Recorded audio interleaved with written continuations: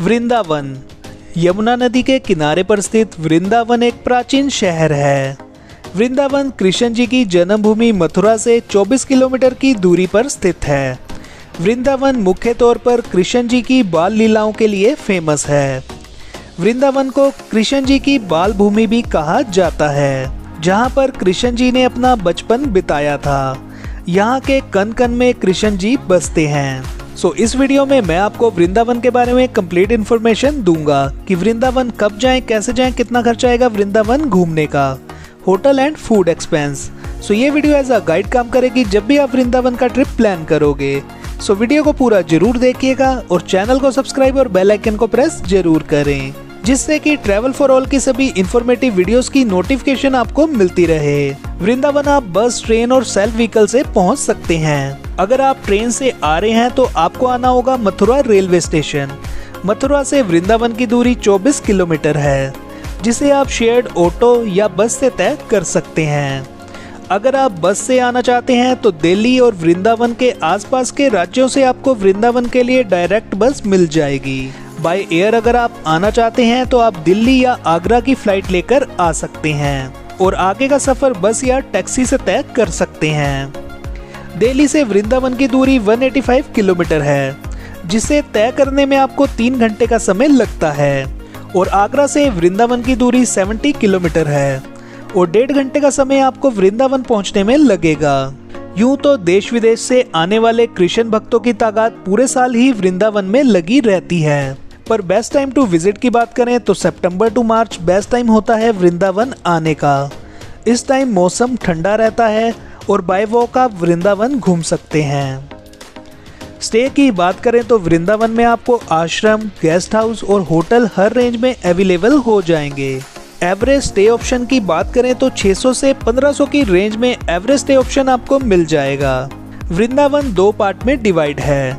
एक पार्ट में प्रेम मंदिर, इस्कॉन टेम्पल और वैष्णो देवी टेम्पल पड़ता है, जिसे आप न्यू वृंदावन भी बोल सकते हैं। दूसरी साइड पर बांके बिहारी मंदिर, निधिवन, राधा वल्लभ मंदिर, राधा रमन मंदिर, रंगनाथ जी मंदिर पड़ता है, जिसे आप ओल्ड वृंदावन भी बोल सकते हैं। आप अपनी प्रेफरेंस के अकॉर्डिंग किसी भी साइट रुक सकते हैं जहां से आप अपनी यात्रा शुरू करना चाहते हैं। हमने अपना स्टे आश्रम विहार में किया था। आश्रम विहार में एंटर करते ही पड़ता है विवेक विहार अग्रसेन भवन। 900 रुपए में आपको यहाँ पर बहुत ही अच्छा एसी वाला रूम मिल जाएगा। अगर आप अपने व्हीकल से आ रहे हैं तो 100 रुपए पार्किंग के चार्जेस लगते हैं। यहाँ के रूम बहुत ही स्पेशियस हैं। गेस्ट हाउस का फोन नंबर मैं डिस्क्रिप्शन में डाल दूंगा, आप भी यहाँ पर बुकिंग करवा सकते हैं। अगर आप अपनी गाड़ी से आ रहे हैं तो होटल में पार्किंग जरूर चेक कर लें, अदरवाइज आपको पेड पार्किंग में अपनी गाड़ी लगानी पड़ेगी, जो कि 100 से 150 रुपए पर डे के पार्किंग के लगेंगे। सबसे बेस्ट यही रहता है कि होटल में आप अपनी गाड़ी पार्क कर दें और वृंदावन में ई रिक्शा चलते हैं, उनसे आप वृंदावन घूमें। ज्यादातर मंदिर वॉकिंग डिस्टेंस पर ही हैं, जिन्हें आप पैदल भी घूम सकते हैं। वृंदावन आप ट्राई करें कि आप सुबह 7 बजे से 8 बजे के बीच में वृंदावन पहुंच जाएं, या फिर आप दोपहर 4 बजे के बाद ही वृंदावन आएं, क्योंकि वृंदावन में सभी मंदिर 12 बजे से 4 बजे के बीच बंद रहते हैं। इस टाइम पर आप कहीं भी नहीं घूम पाएंगे। सबसे पहले आप जा सकते हैं श्री बांके बिहारी मंदिर, जो कि वृंदावन का सबसे फेमस और प्राचीन मंदिर है। ये मंदिर समर्पित है श्री बांके बिहारी जी को, जो कि राधा जी और कृष्ण जी की कंबाइंड मूर्ति है।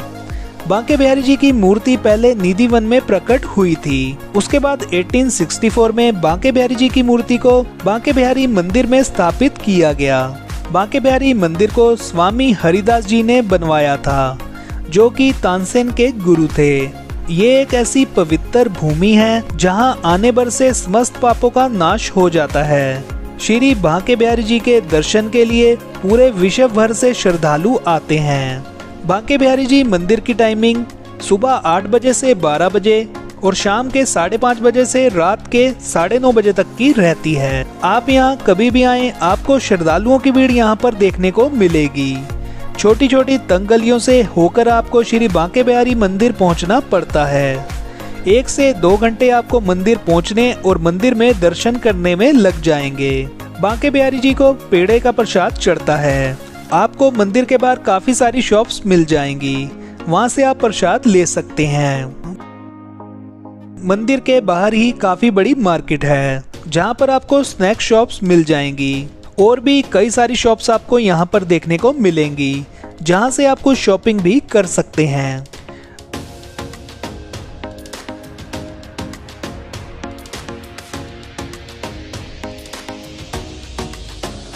बांके बिहारी मंदिर के बाद आप राधा वल्लभ मंदिर जा सकते हैं, जो कि बांके बिहारी मंदिर से 300 मीटर की दूरी पर ही स्थित है।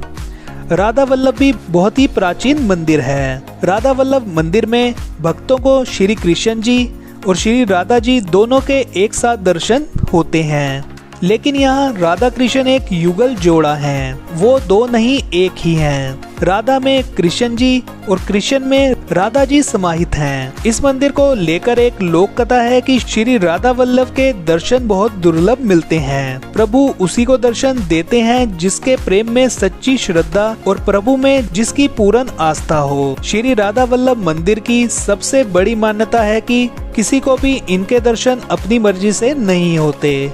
जब भगवान राधा वल्लभ चाहें तभी किसी को उनके दर्शन प्राप्त होंगे। राधा वल्लभ मंदिर की टाइमिंग सुबह 8 बजे से दोपहर के 12 बजे और शाम के 5:30 बजे से रात के 9 बजे तक की रहती है। वृंदावन में 3 प्राचीन मंदिर हैं, बांके बिहारी मंदिर, राधा वल्लभ मंदिर और राधा रमन मंदिर, जिनका सबसे ज्यादा महत्व है और इन मंदिरों का इतिहास हजारों साल पुराना है। तीनों ही मंदिर की मूर्तियां खुद ही प्रकट हुई हैं। सो जब भी आप वृंदावन आए इन 3 मंदिरों में जरूर जाएं। नेक्स्ट आप जाएं राधा रमन मंदिर। राधा रमन मंदिर का निर्माण 1542 ईस्वी में गोस्वामी गोविंद लल्ला जी द्वारा किया गया था। 1542 में नरसिंह चतुर्दशी के दिन गोपाल भट्ट ने शालिग्राम शिला के पास एक सांप को देखा। बाद में जब उसे हटाना चाहा तो वो शिला राधा रमन के रूप में प्रकट हुई। राधा रमन मंदिर की टाइमिंग सुबह 8 बजे से दोपहर के 12 बजे और शाम के 5:30 बजे से रात के 9 बजे तक की रहती है।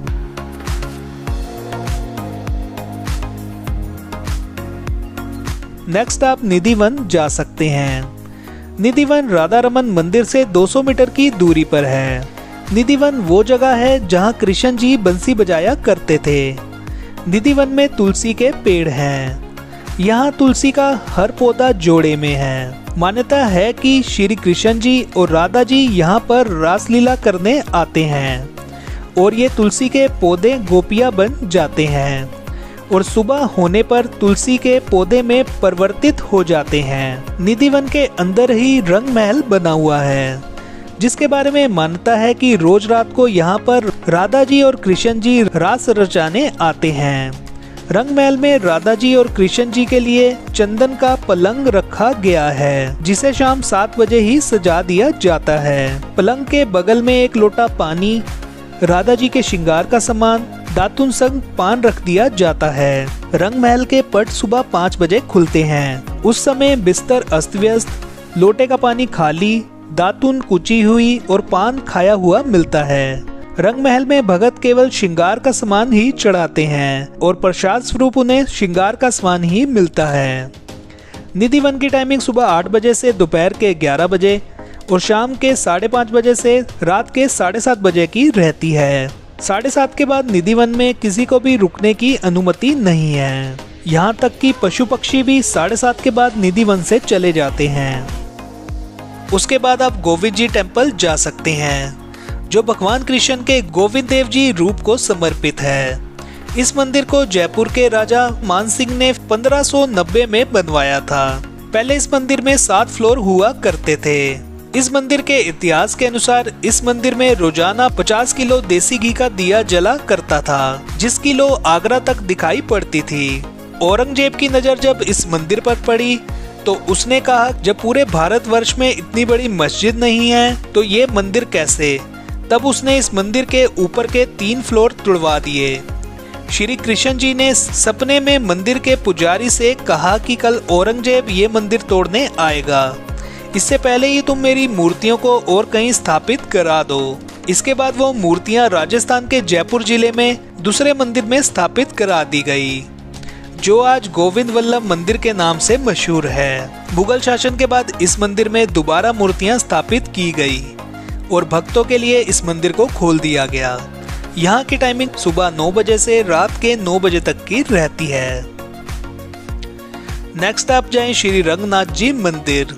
ये मंदिर दक्षिण भारतीय शैली में बना हुआ है और साउथ इंडियन स्टाइल में ही यहाँ पर पूजा पाठ किया जाता है। ये मंदिर काफी विशाल बना हुआ है। यहाँ पर आपको दक्षिण भारत के मंदिर जैसा अनुभव होगा। मंदिर में एक वैकुंठ दरवाजा भी है, जिसे साल में सिर्फ एक ही बार खोला जाता है। मान्यता है कि जिसने भी इस दरवाजे को पार कर लिया उसे मोक्ष मिल जाता है। 1851 में एक जैन कारोबारी ने इस मंदिर को बनवाया था। इसे ऐसा बनाया गया है जिससे यहाँ आकर लगता है कि आप दक्षिण भारत के ही किसी मंदिर में खड़े हैं।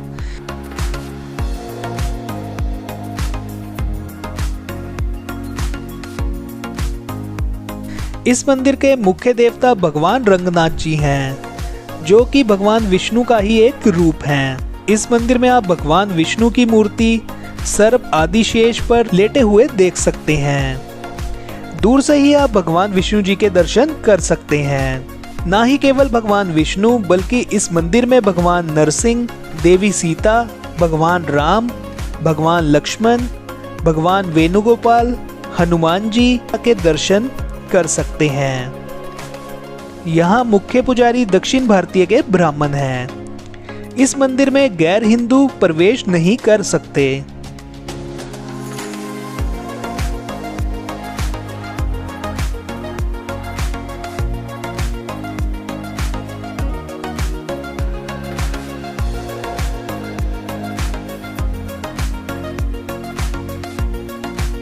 रंगनाथ जी मंदिर की टाइमिंग सुबह 7 बजे से दोपहर के 11 बजे तक और शाम के 5:30 बजे से रात के 8 बजे तक की रहती है।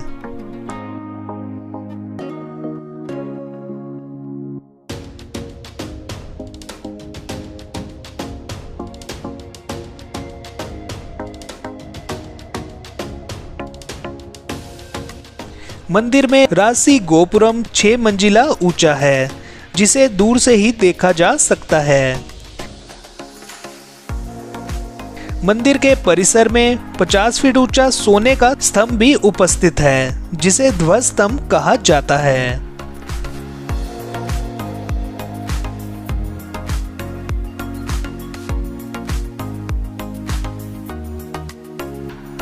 मंदिर में आपको गार्डन और कुंड भी देखने को मिलेगा।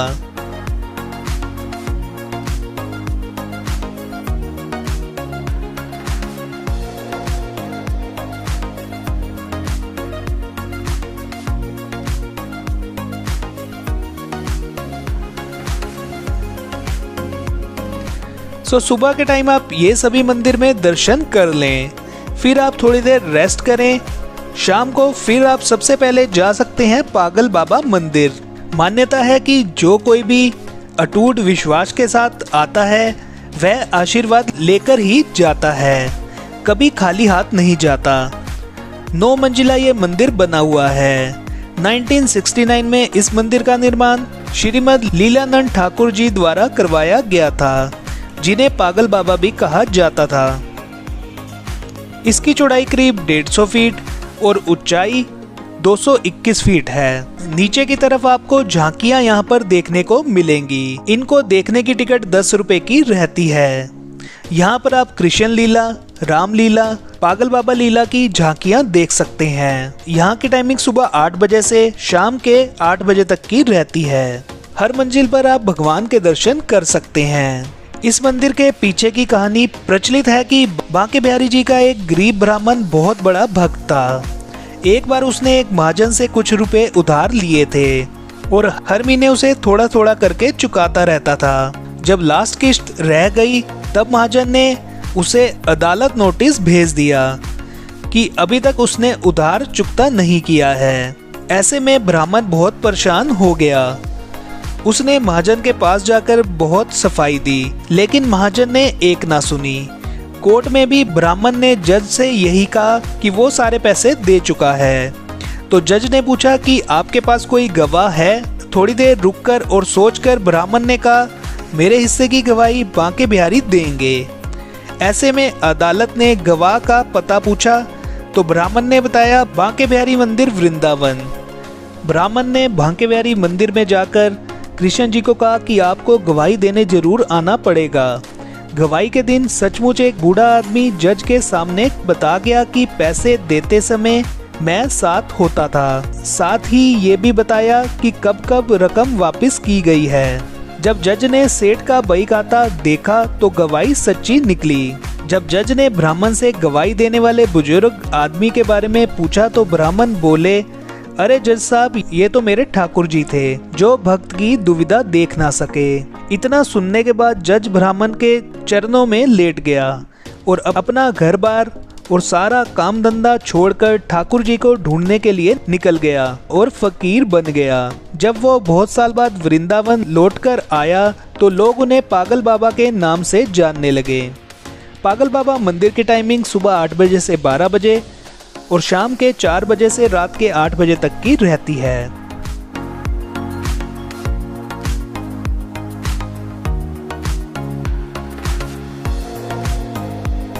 नेक्स्ट आप जाएं माता वैष्णो देवी मंदिर। ये मंदिर वृंदावन के प्रवेश द्वार पर स्थित है। इस मंदिर में दुर्गा माँ की एक विशाल प्रतिमा है जिसे दूर से ही देखा जा सकता है।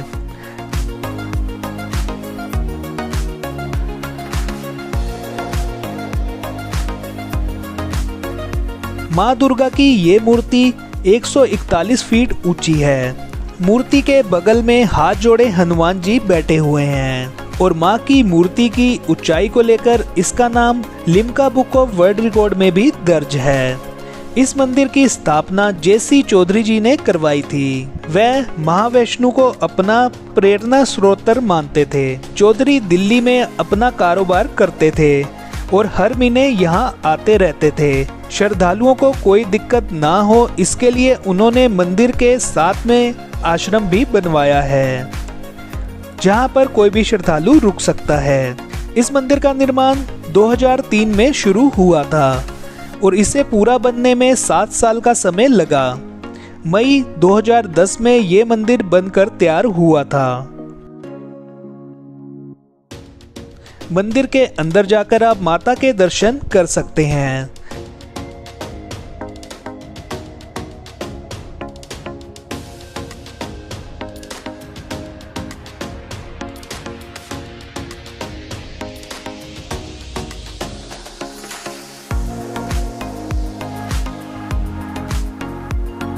राउंड शेप में इस मंदिर का एरिया बना हुआ है और दीवारों पर आपको गजब की कलाकृतियां देखने को मिलेंगी। नवरात्रों यहाँ आने वाले भक्तों का मेला लग जाता है।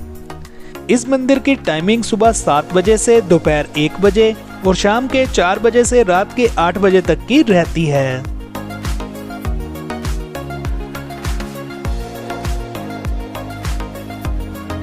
नेक्स्ट आप इस्कॉन टेम्पल जाएं। इस्कॉन टेम्पल की टाइमिंग सुबह 5 बजे से दोपहर के 12 बजे और शाम के 4 बजे से रात के 8:30 बजे तक रहती है। इस्कॉन मंदिर को श्री कृष्ण बलराम मंदिर भी कहा जाता है और यह भी बहुत ही सुंदर मंदिर बना हुआ है। इस्कॉन मंदिर की फॉरेनर्स में भी काफी मान्यता है। यहाँ पर आपको बहुत से फॉरेनर्स देखने को मिलेंगे। स्नैक शॉप्स भी मंदिर के अंदर मिल जाएंगी। इस्कॉन की स्थापना श्री प्रभुपाद जी ने की थी। इस मंदिर की नींव भी उन्होंने ही 1975 में रखी थी।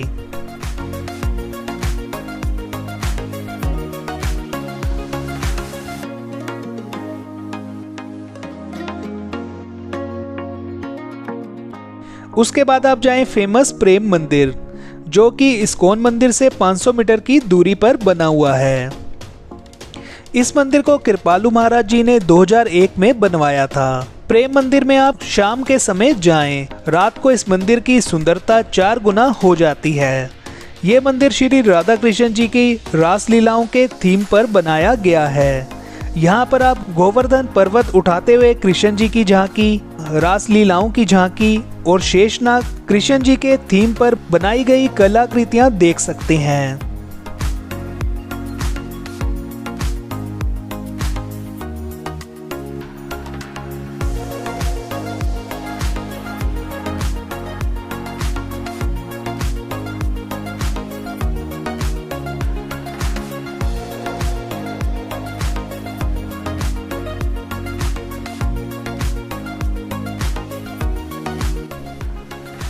और 7 बजे यहाँ पर म्यूजिक एंड फाउंटेन शो भी होता है, वो भी आप जरूर देखिएगा और काफी अच्छा ये शो रहता है।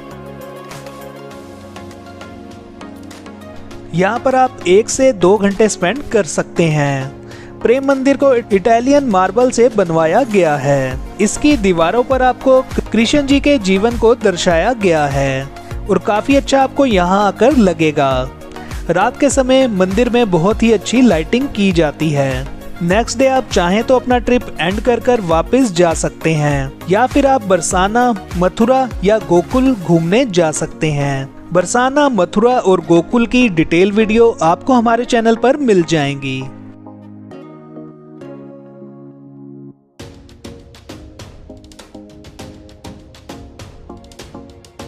फूड की बात करें तो फूड वृंदावन में आपको नॉमिनल्स रेट पे मिल जाएगा। 150 से 200 रुपए आपकी एक मील की कॉस्ट आएगी। वृंदावन में आपको कचौड़ी, टिक्की शॉप जगह जगह देखने को मिल जाएगी। कुछ फेमस फूड पॉइंट जैसे चिल्ला शॉप नियर बांके बिहारी मंदिर,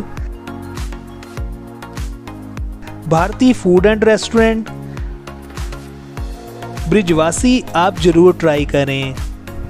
अब बात करते हैं बजट की। वृंदावन आप 1.5 से 2 दिन में आराम से घूम सकते हैं, जिसमें आप 2 लोग आ रहे हैं तो आपका होटल का खर्चा 1000 रुपये और खाने पीने और घूमने का खर्चा 1500 रुपये तक आएगा।